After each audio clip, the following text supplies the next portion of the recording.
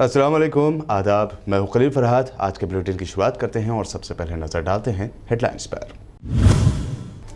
Saudi अरब में बड़े पैमाने पर मसाजिद के इमामों को कर दिया गया रिटायर। इख्वानुल मुस्लिमून के खिलाफ फतवा देने में सुस्ती बरतने का लगाया गया इल्जाम।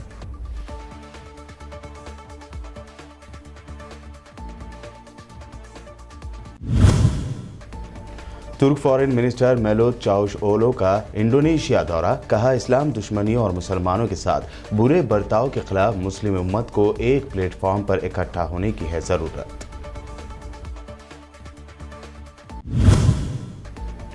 पाकिस्तान की हिंदू बरादरी के लिए इमरान खान हुकूमत का बड़ा फैसला। इस्लामाबाद में पहले मंदिर और शमशान घाट की तामीर की दी इजाजत। हिंदू कम्युनिटी में दौड़ी खुशी की लहर।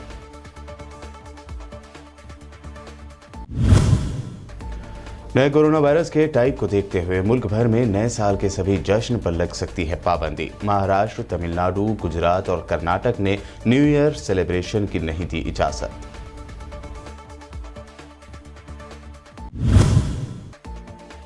एहतजाजी किसानों के सब्र का टूट रहा है बांध। किसानों ने कहा, मोदी सरकार का रवैया बरगलाने जैसा। अब बीजेपी और एनडीए लीडरों के घेराव की दे दी धमकी।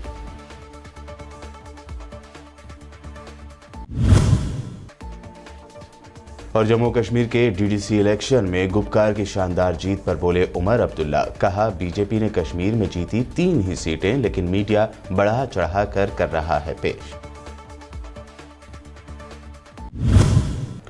और पेश खबरों की तफसील। सऊदी अरब की वजारत मजहबी उमूर ने मुल्क भर में बड़ी तादाद में उन मसाजिद के इमामों को मुलाजमत से रिटायर कर दिया है जिन्होंने अवाम को इख्वानुल मुस्लिमून से मुताल्लिक़ खबरदार करने से मुताल्लिक़ वजारत की हिदायत पर अमल दरामद में सुस्ती का मुजाहरा किया।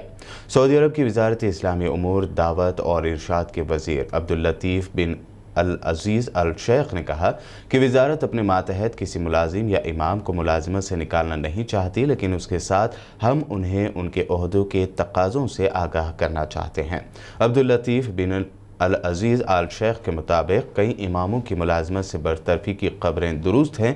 उनकी बरतरफी की वजह बयान करते हुए वज़ीर मजहबी उमूर का कहना था कि मुलाजमत से निकाले जाने वाले इमाम मस्जिद कबार उलमा कौंसिल की तरफ से इख्वानुल मुस्लिमून की दहशत गर्दाना सरगर्मियों के इस्लाम मुखालिफ करार देने से मुताल्लिक़ फतवा देने में सुस्ती से काम ले रहे थे।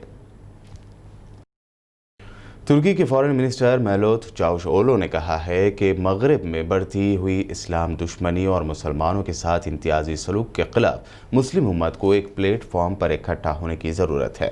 इंडोनेशिया की दारुल हुकूमत जकार्ता में अपनी हम मनसब के साथ मुश्तरका प्रेस कॉन्फ्रेंस में उन्होंने इंडोनेशिया को इस मकसद में अपना भरपूर किरदार अदा करने की ज़रूरत पर जोर दिया।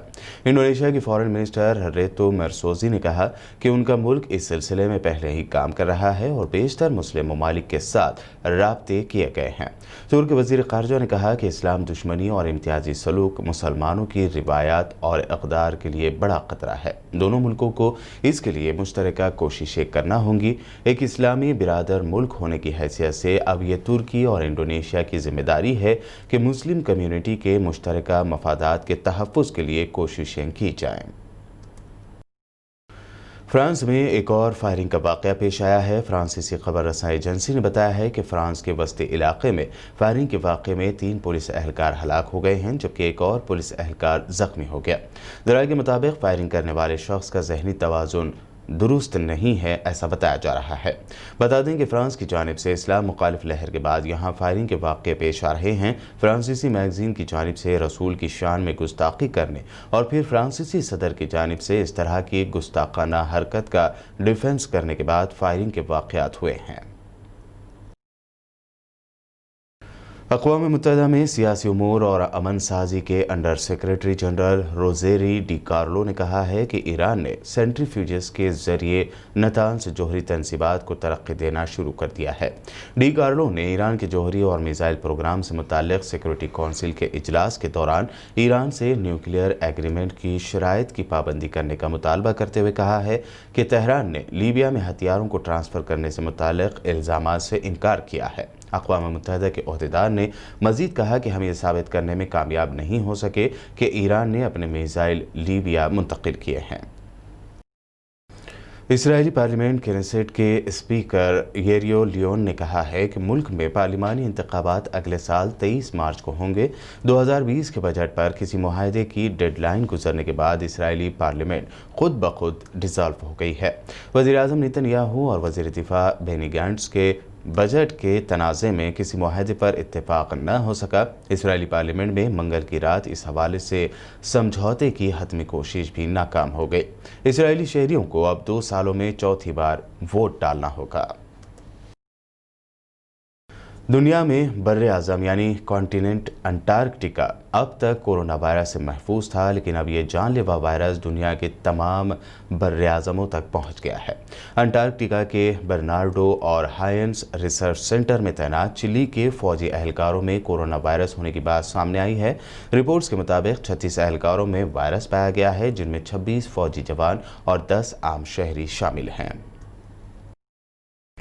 امریکہ کے صدر ڈونلڈ ٹرمپ نے صاف طور پر کہا ہے کہ وہ سال کے آخر پر امریکی قانون سازوں کے منظور کردہ اس بل پر دستخط نہیں کریں گے، جس میں $900 ارب کا کورونا وائرس سے متعلق ریلیف پیکیج اور $1400 ارب کی سالانہ حکومتی فنڈنگ بھی شامل ہے۔ ٹرمپ نے ایک ویڈیو ٹویٹ میں کہا کہ زیادہ تر امریکیوں کے لیے صرف $600 کی امداد ناکافی ہے۔ صدر کا کہنا ہے کہ وہ کانگریس سے کہیں گے کہ وہ ایک جوڑے کے لیے $600 کی امداد کو بڑھا کر 2000 یا 4000 تک لے جائیں۔ ٹرمپ کا کہنا تھا کہ میں کانگریس سے کہوں گا کہ اپنے منظور کردہ بل سے غیر ضروری اور بیکار چیزیں نکال کر مجھے ایک مناسب بل بھیجیں۔ صدر ٹرمپ سے توقع کی جا رہی تھی کہ وہ اس بل پر آئندہ چند دنوں میں دستخط کر دیں گے۔ پاکستان کی ہندو برادری کے رہنماؤں نے اسلام آباد میں شمشان گھاٹ اور مندر کی تعمیر کے لیے مختص زمین پر 4 دیواری کی تعمیر کے فیصلے کو خوش آئند قرار دیا ہے۔ ہندو رہنماؤں نے فیصلے کو اچھی پیش رفت قرار دیتے ہوئے کہا ہے کہ یہ اقدام اسلام آباد میں پہلے ہندو مندر کی تعمیر کی راہ ہموار کرے گا۔ رہنماؤں نے کہا کہ وہ اسلامی نظریاتی کونسل کے مندر کی تعمیر کے حوالے سے فیصلے کو مکمل تسلیم کرتے ہیں۔ اسلام آباد ہندو پنچایت کے صدر پریم داس کو لکھے گئے خط میں آگاہ کیا گیا ہے کہ اسلام آباد کے سیکٹر H92 میں ہندو برادری کے لیے مندر، کمیونٹی سینٹر اور شمشان گھاٹ کے لیے 4 دیواری کی مشروط اجازت دی جاتی ہے۔ کونسل نے اپنے تحریری فیصلے میں کہا کہ ہندو برادری کو اپنی رسومات کی ادائیگی کا آئینی حق حاصل ہے۔ ورلڈ نیوز میں وقت ہوا ہے ایک شارٹ بریک کا۔ بریک کے بعد دیکھیں گے اہم نیشنل نیوز۔